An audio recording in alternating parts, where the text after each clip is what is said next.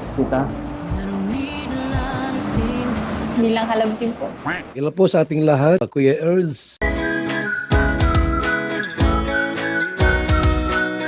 Kalingap Edo, sobrang na-miss si VNC.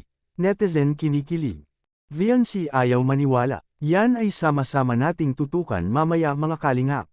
At kung nagustuhan nyo po ang ganitong klaseng reaction video, paki-like at subscribe naman po para lagi kayong updated sa susunod kong mga uploads.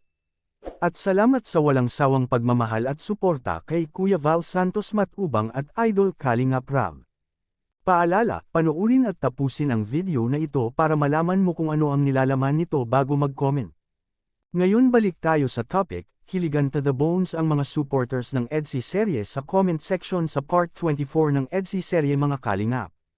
Sari-saring komento ang mga natatanggap ni Idol Rab sa kanyang comment section.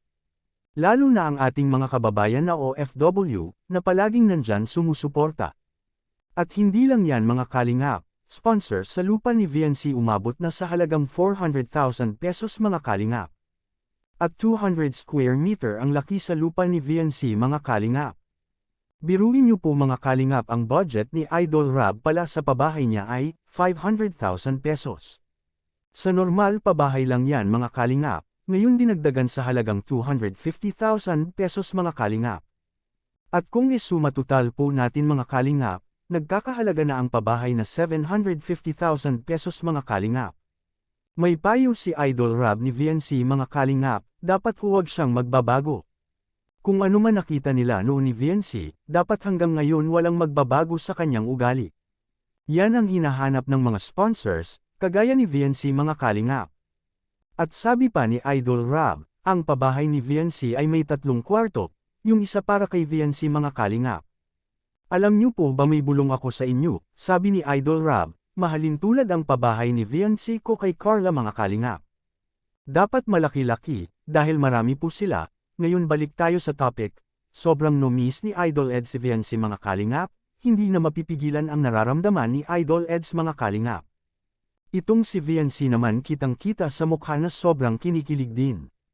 Sabi pa nga niya sa Love Team. Sa Love Team lang daw namimiss si VNC mga kalingap. Pero si Idol Eds naman, totoo naman ang kanyang sinasabi. Totohanan na ito mga kalingap, ang daming nakagusto sa tambalang EDSI serye mga kalingap. Kahit 70 years old, ay ayaw magpapahuli, basta ang vlog ay patungkol na sa EDSI mga kalingap, nag-uusap ang dalawa mga kalingap. Habang naghihintay sila sa kalamansi Q&A, hindi natiis ni VNC na hindi pala siya nakatulog sa sinabi ni Idol Eds mga kalingap. Sa mga diskarte ni Idol Eds, ay talagang masasabi na totoo lahat, kung ano man ang lumabas sa kanyang bibig sa seryeng ito, at si VNC naman, ang nasa isipan lang po niya ay for content lang ito mga kalingap. Miss kita. Bilang halab team po. Miss kita. Bilang ikaw. Bilang si Beyonce. Napakaganda.